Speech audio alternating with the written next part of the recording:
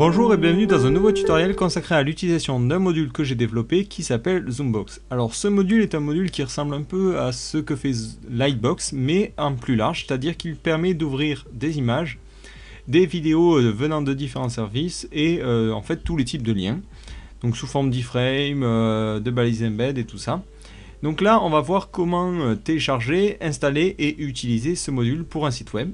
Donc j'avais fait une démarche écrite mais apparemment il subsiste quelques problèmes, donc j'ai décidé de vous expliquer maintenant ça en vidéo. Donc la première chose à faire, la chose la plus logique, c'est de télécharger le fichier. Donc c'est un zip qui contient un dossier Zoombox qui vous suffit de placer normalement à la racine de votre site, mais parfois vous le placez ailleurs. Donc on va voir ici qu'est-ce qui se passe si je le place pas dans le dossier à la racine de mon site. Donc j'ai créé un site web bidon, voilà, et je vais simuler un cas réel, c'est-à-dire j'ai un dossier JS où j'ai déjà divers JavaScript. Et dedans, je vais glisser le fichier Zoombox, enfin le dossier Zoombox, donc qui contient les différents scripts nécessaires à son utilisation. Donc ensuite, une fois ce dossier déplacé, j'ai plus qu'à modifier ma page HTML donc pour intégrer les liens vers Zoombox et vers le CSS. Donc il y a d'abord deux liens à insérer.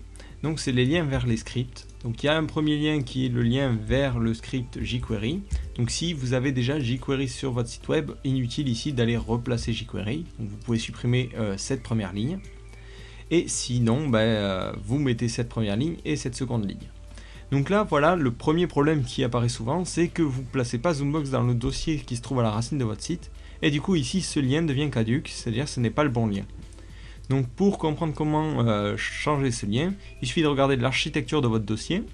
Donc ici vous avez votre page HTML et un dossier JS dans lequel se trouve Zoombox. Donc ici il faut préciser ce lien là, c'est-à-dire on va dans JS, ensuite on va dans Zoombox et ensuite on va chercher le fichier jQuery.js. Et donc la même chose comme ça. Donc si, moi c'est pas le cas, je ne suis pas la racine d'un site web. Si on va voir sur le site, voilà, je suis pas exactement la racine, je suis dans un dossier tuto. Donc là, ce que je pourrais faire, c'est préciser le chemin par rapport à la racine, comme ça. Donc voilà, mais vu que moi, je sais comment fonctionne mon truc, je mets le chemin relatif. Donc là, à vous d'adapter ce chemin pour qu'il corresponde à votre cas. Et ensuite, vous n'avez plus qu'à importer le CSS. Donc de la même façon, vous aurez le problème du lien. Donc voilà, je l'importe en premier, ici. Donc ça s'importe dans le head. Ici, entre ces balises là. Et ici, je mets pareil, js/zoombox/zoombox.css. Voilà, donc ces fichiers sont importés, ça ne change absolument rien sur notre page normale. Donc on va voir maintenant comment le faire fonctionner. Donc ici, on a deux liens, donc c'est des liens assez basiques qui n'ont rien de spécifique. Donc le premier mène vers une vidéo Dailymotion, donc j'ai copié le lien qu'on peut trouver en haut donc des URL d'une vidéo. Et ensuite un fichier FLV donc qui se trouve par rapport à la racine, voilà, ici. Et je veux transformer ces liens pour qu'ils fonctionnent avec Zoombox. Mais vous allez voir, c'est très simple, j'ai juste à rajouter rel égale Zoombox pour les deux liens. Voilà. Et ensuite, lorsque j'actualise, j'attends un petit peu, je clique sur un des liens et là je vois que donc Zoombox fonctionne, il ouvre mon lien Dailymotion. Et là, il est censé ouvrir mon fichier FLV et on voit que justement, il n'ouvre rien du tout, ça plante.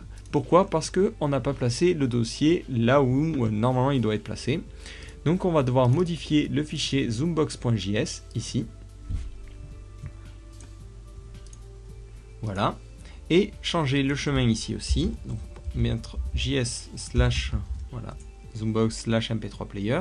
Donc après vous avez d'autres paramètres, donc j'ai mis les paramètres qui me semblent essentiels, c'est-à-dire la largeur par défaut et la hauteur par défaut, si aucune largeur ni hauteur n'est définie, donc ça on va voir après, et la durée. Donc ça c'est le temps d'animation pour que la boîte s'ouvre. Donc voilà, j'ai modifié mes deux fichiers, et sur mon site, maintenant quand j'actualise, je reclique, et je vois que mon FLV se lit sans problème. Donc comme paramètre, vous pouvez faire des modifications, par exemple préciser une hauteur et une largeur. Donc par exemple ici, je veux que ma vidéo en FLV se lance en 800 par 600 et que ma vidéo Dailymotion se lance en 200 par 100. Voilà. Et si j'actualise, encore une fois, vous verrez que ça prendra en compte les dimensions. Donc voilà ma petite vidéo Dailymotion. et ma vidéo FLV en 800 par 600. Voilà. Donc à savoir que il y a quand même une limitation qui est mise pour pas que le fichier, en fait que l'animation Zoombox dépasse la taille de la fenêtre. J'ai mis une limitation. Donc si par exemple ici on met du 1600 par 1200, vous allez voir qu'automatiquement en fait ça s'arrangera pour pas que ça dépasse la taille de la fenêtre. Donc j'ai mis ça sur le second, je crois. Voilà. Donc automatiquement il s'arrange pour bien centrer en fait l'élément, et donc ça peut varier suivant la taille des écrans, l'affichage de votre boîte. Donc enfin la dernière petite astuce, c'est le système de galerie. Donc vous pouvez lier en fait des liens entre eux en mettant entre crochets un nom de galerie. Donc là on va l'appeler vos tests par exemple, et donc tous les liens qui auront le rel Zoombox test seront liés entre eux sous forme d'une galerie. C'est à dire que lorsque je vais cliquer sur le premier lien, vous allez voir en bas j'ai un panneau de navigation qui me permet d'aller d'un lien à l'autre. Donc voilà, nous avons fini avec l'utilisation de Zoombox et l'installation. Donc j'espère que ce tutoriel vous aura mieux permis d'éclaircir quelques zones d'ombre, notamment au niveau du chemin vers les CSS et les JavaScript. Et surtout, si vous avez des questions ou des évolutions sur le code de Zoombox, n'hésitez pas à le partager.